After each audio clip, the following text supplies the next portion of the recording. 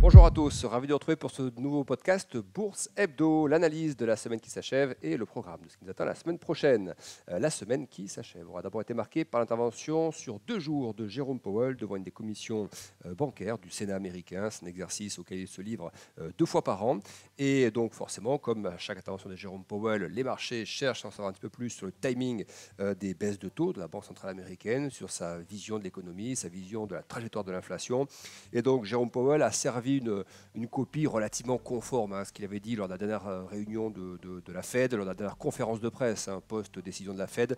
Donc un discours assez nuancé. Il a quand même expliqué de manière assez distincte qu'il y avait toujours les risques d'en faire trop par rapport au risque de ne pas en faire assez. Mais il a bien résumé que ces 2 phrases-là. Il a dit: tout d'abord, réduire les contraintes trop tôt ou trop fortement pourrait annuler les progrès réalisés sur l'inflation.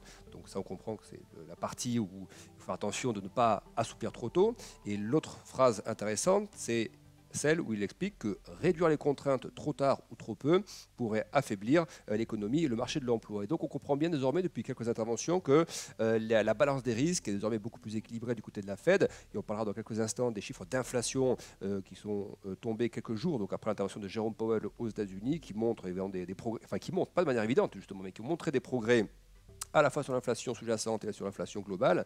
Et donc, voilà, on sent que, alors Jérôme Powell le dit de manière classique, que la Fed continuera de prendre ses décisions réunion par réunion, mais ajoutant que l'inflation n'est pas le seul risque auquel nous faisons face désormais. Et ces petites phrases qui montrent qu'effectivement, il y a désormais plus d'équilibre dans le jugement par rapport à l'inflation. En gros, on surveille l'emploi, on surveille l'activité économique. Régulièrement dans le podcast, on avait souligné que les données macroéconomiques américaines, depuis 2 mois, presque 3 mois maintenant, montrer des signaux de ralentissement. Ça se voit aussi au travers des projections de croissance, des anticipations de croissance réalisées par la Fed d'Atlanta, qui fait des projections très régulièrement. Dès que les chiffres sont publiés, eh bien, elle a un modèle qui actualise en quasiment temps réel en fait, les prévisions de croissance pour le trimestre. Et donc on avait vu tout au long du 2e trimestre ces prévisions de croissance partir plutôt, qui étaient à quasiment 4% et un peu au-delà dans les premières estimations au début du trimestre, finir dans des zones aux alentours de 1,5%. Donc on voit aussi qu'au niveau des antennes régionales de la Fed, et notamment via les mesures de la Fed Atlanta, eh bien, on est effectivement sur une situation macroéconomique qui est plutôt en train de ralentir un petit peu, et probablement c'est ce qui accompagne du coup ce qui précède le ralentissement de l'inflation. Donc le discours de Jérôme Powell n'a pas provoqué d'éléments particuliers sur les marchés. Ils ont plutôt bien apprécié les marchés ce discours-là, qui n'était pas très faucon, pas non plus trop colombe, qui était relativement équilibré. Il a quand même rappelé, Jérôme Powell, qu'une baisse de taux ne sera appropriée que lorsque la Fed aura atteint un degré de confiance suffisant sur le retour durable de l'inflation vers les 2%. Et donc on comprend bien que les chiffres d'inflation sont importants, et on va en parler désormais. Les publications cette semaine, l'autre gros rendez-vous de la semaine, eh bien, c'est effectivement ces chiffres d'inflation CPI. Donc vous savez qu'il y a 2 mesures d'inflation aux États-Unis, ce qu'on appelle l'inflation IPC ou CPI, donc c'est une des mesures, et l'autre mesure qui arrive quelques semaines après, qui est l'inflation PCE.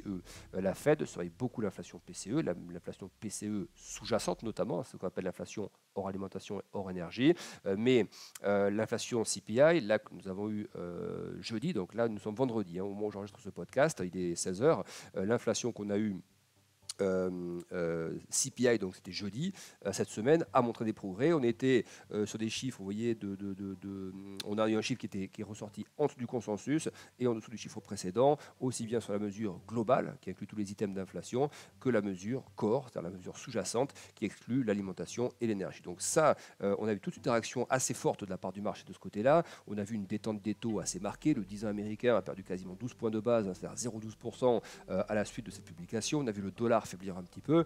Et puis sur le marché des actions, ça s'est traduit aussi par des mouvements très distincts. On a vu, et je vais dire de manière logique, les petites valeurs américaines apprécier cette amélioration de l'inflation, parce que c'est le signe qu'effectivement on se rapproche du coup des baisses de taux de la Banque centrale américaine, pas en juillet, pas en août, parce qu'il n'y a pas de réunion en août.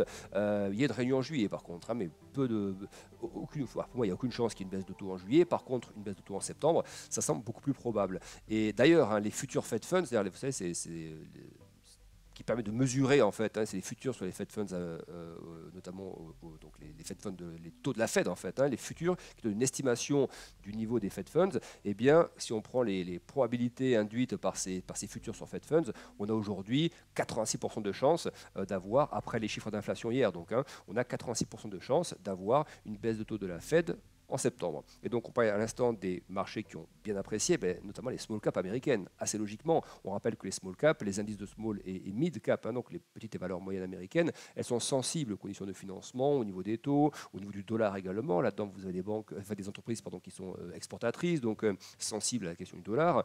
Vous avez également les banques régionales qui figurent dans cette classification des mid-cap américaines. Forcément, quand les taux se détendent, ça va un petit peu mieux en termes de sentiment sur l'immobilier et aussi sur l'immobilier commercial. Et donc, toutes ces banques régionales qui ont été sous pression de la remontée des taux, on voit que hier, l'indice qu'on appelle le Russell 2000, c'est l'indice américain des petites et moyennes entreprises, il a bondi de 3,6%, tout à fait satisfait de ces publications d'inflation, induisant détente des taux et détente du dollar, et surtout ouvrant cette fois-ci peut-être un peu plus, ce qui n'était pas le cas il y a encore quelques semaines, même quelques jours encore, la voie d'une baisse de taux de la Fed en septembre. Et l'autre côté du spectre, on a eu donc des grandes valeurs américaines, mais surtout les valeurs technologiques qui sont plutôt repliées, notamment probablement en vue de la saison des résultats qui vient de s'ouvrir aux États-Unis. Ça a commencé aujourd'hui avec les banques.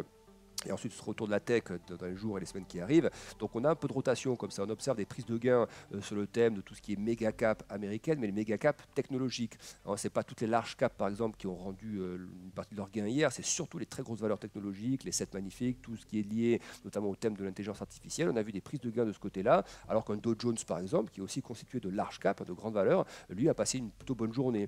Donc, on voit que c'est vraiment des thèmes comme ça spécifiques qui ont été vendus hier et une espèce de rotation comme ça où on voit les plus petites valeurs américaines qui bénéficient de cette situation. Donc ça, c'est vraiment un mouvement qui était assez spectaculaire hier et qu'on a vu vraiment de manière très évidente sur les marchés. D'un côté, un indice très vert et de l'autre, un indice très rouge. Voilà, des grosses distinctions comme ça entre les indices américains.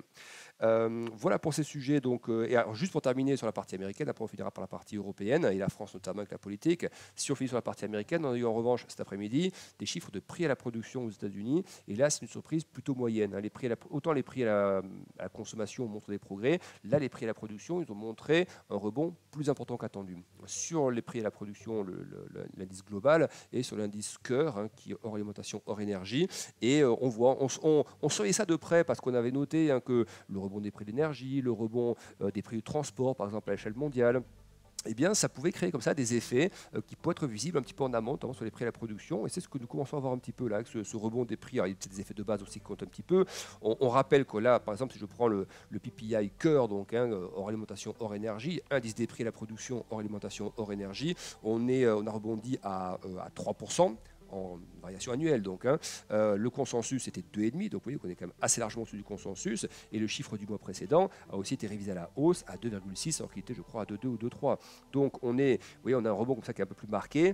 Après, à 3% de prix à la production, quand on regarde les niveaux qu'on connaissait en 2018, en 2019 notamment, en termes de progression d'indices de prix, c'est les niveaux que nous connaissons actuellement. Si vous voulez, donc, même s'il y a ce rebond sur les prix à la production, je ne pense pas que ça, tant que les chiffres d'inflation, eux, continuent de montrer une amélioration, normalement, on n'a pas pour l'instant, je pense, un peu de remise en question de ce scénario d'une baisse de taux de la Fed en septembre par ce PPI. Mais simplement, voilà, c'est quand même un élément à noter, parce qu'on a vu que les marchés ont un petit peu réagi au moment où ça a été publié. Et puis surtout, voilà, c'est quand même pour être rassurant là-dessus, parce que je ne suis pas du tout inquiet sur les prix à la production, on est quand même très loin. Par contre, il faut le rappeler, des niveaux de variation du prix à la production qu'on avait post-Covid. Là, on était monté beaucoup plus fort en termes de prix à la production. Donc, mais entre-temps, on avait complètement relâché. Donc, c'était vraiment des niveaux de variation de prix qui étaient revenus totalement à la normale. Et là, on se redresse un petit peu depuis quelques mois, mais sur des niveaux en termes de variation absolue, de pourcentage absolu, ce pas des niveaux qui sont délirants. Ils sont même plutôt en ligne avec ce qu'on connaissait, par exemple, en 2019, avant la crise Covid. Voilà. Mais simplement, toujours des petits éléments, il faut être précis. Les marchés regardent tout, prix à la consommation, prix à la production, mais ce qui compte in fine pour la Fed, là c'est très clairement les prix à la consommation. Voilà pour cette partie-là. Et on termine juste sur la France avec l'aspect France, politique, Europe, enfin France et politique notamment, avec donc au niveau des spreads. Vous savez que le spread, on l'a beaucoup surveillé pendant la période préélectorale, puis les élections et maintenant encore. Donc on a eu les derniers jours plutôt stables au niveau de l'écart entre le rendement de l'OAT 10 ans donc, et le rendement du Bund, donc 10 ans également. On a un spread qui est toujours à autour de 65 points de base. Donc c'est vraiment la médiane de ce qu'on a connu comme variation, comme zone de variation. Avant la dissolution, 50 points de base à peu près. avant le premier tour des législatives, on était monté à 85 points de base, et là on est à 65 points de base. Donc voilà, c'est une zone qui est, on est assez neutre par rapport à ce qu'on a connu sur les semaines précédentes. C'est pas la zone où on est totalement rassuré, on ne peut pas dire ça non plus, mais on n'est pas non plus au-delà des 80 ou 90 points de base. Donc vous voyez, c'est une zone, et le CAC 40 d'ailleurs, qui a un petit peu rebondi ces derniers jours, en tient compte. On voit toujours ce lien entre d'un côté les spreads, qui traduisent vraiment l'avis des investisseurs, des prêteurs aussi, par rapport à la France et la situation politique, et l'autre côté le CAC 40, il y a toujours ce lien qui est très fort depuis quelques semaines. Si le spread se détend, généralement, ces dernières semaines, ça a toujours été un bon signe pour le CAC, et inversement, quand le spread se tendait à nouveau et fait s'écarter, quand les taux s'écartaient, c'était plutôt de mauvais augure pour le CAC 40. Donc là, c'est plutôt la bonne nouvelle cette fin de semaine, c'est que sur les derniers jours, en tout cas, il n'y a pas eu de mouvements brutaux sur le spread, et il est plutôt stable, et on voit que le CAC 40, du coup, a cette allure aussi un peu stable, qui est ni totalement haussière, ni baissière, c'est plutôt une position assez neutre du CAC 40, un peu dans un range comme ça depuis quelques temps. Moody's qui également a averti un petit peu la question française, ça on s'en doute, les agences sont prévenues, voilà, logiquement elles envoient des messages par rapport à la situation. C'est Moody's qui a voilà, donné, c'est une des trois grosses agences de notation qui expliquait en gros que la France n'avait pas de marge de manœuvre fiscale, en gros, que sur l'aspect fiscalité, on était le pays de l'OCDE avec la plus forte fiscalité, donc c'est pas du côté de la fiscalité qu'on allait pouvoir chercher pour réduire les déficits, donc qu'on allait pouvoir taper sur la question de la fiscalité, c'est pas là-dessus qu'on va pouvoir relever encore les impôts, parce qu'on est déjà très fiscalisé en France. Et Moody's qui prévient aussi qu'ils n'ont pas l'impression qu'à horizon 2025, eh bien, la France aura la capacité de réduire son déficit, notamment par une baisse des dépenses. Donc voilà, c'est une situation, Moody's semblait décrire une situation qui n'était pas très favorable, et donc la France était sous la vigilance des agences de notation, et ça a été rappelé donc par Standard & Poor's et par Moody's notamment. Après, ce qui compte encore une fois, comme toujours, il y a ce que les agences disent, évidemment que c'est important, mais le gros repère qu'il faudra continuer à surveiller dans les jours, semaines qui viennent, c'est toujours ces questions de taux et d'écart entre le 10 ans français et le 10 ans allemand. C'est le principal repère du sentiment des investisseurs, et qui rejaillit après sur à peu près tout, sur les actions notamment. Voilà pour cette partie-là. Qu'est-ce que je voulais vous dire d'autre? Eh bien voilà, c'est le tour de la question. On va juste terminer un petit peu sur l'aspect Banque du Japon également. On a vu peut-être des interventions cette semaine encore de la Banque du Japon qui a peut-être profité probablement de l'inflation américaine qui était plus faible qu'attendu.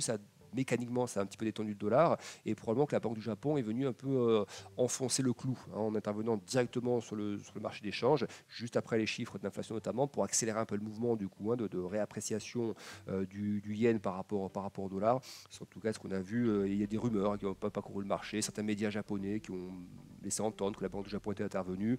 Donc voilà, on en est là. Toujours en tout cas cette volonté de la part de l'autorité japonaise de limiter la glissade du yuan, et on voit du coup que de manière un peu opportuniste, ils ont cherché à exploiter de manière intelligente une petite faiblesse du dollar après des chiffres d'inflation US plus faibles qu'attendus, plus faibles qu'attendus, pour accentuer un peu le mouvement en intervenant sur le marché des changes probablement.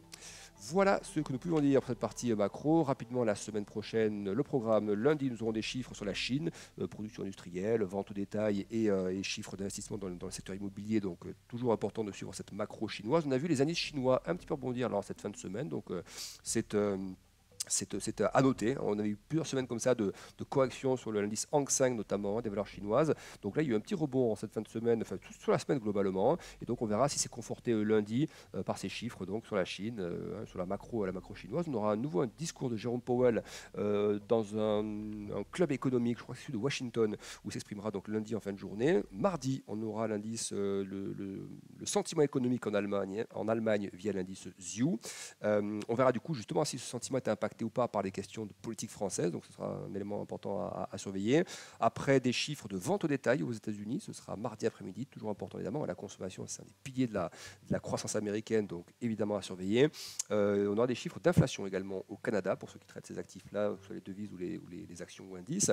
Mercredi, inflation au Royaume-Uni, important, la livre d'ailleurs qui performe bien, la livre, qui marque un plus haut de plusieurs trimestres par rapport au dollar, notamment après ces chiffres d'inflation américains plus faibles qu'attendus. Ça profite à la livre notamment, et donc on verra si les chiffres d'inflation mercredi prochain permettront de garder ce momentum en place. Mais voilà, en tout cas, moi j'étais assez positif globalement sur la livre ces derniers temps, et voilà, le mouvement qu'on a vont bien dans cette stratégie. Je pense qu'on peut rester je ne sais pas si on peut dire prudemment optimiste sur la livre en termes de rebond par rapport au dollar, mais en tout cas, oui, moi je garde une stratégie plutôt haussière sur la livre par rapport au dollar dans les semaines et les mois qui arrivent.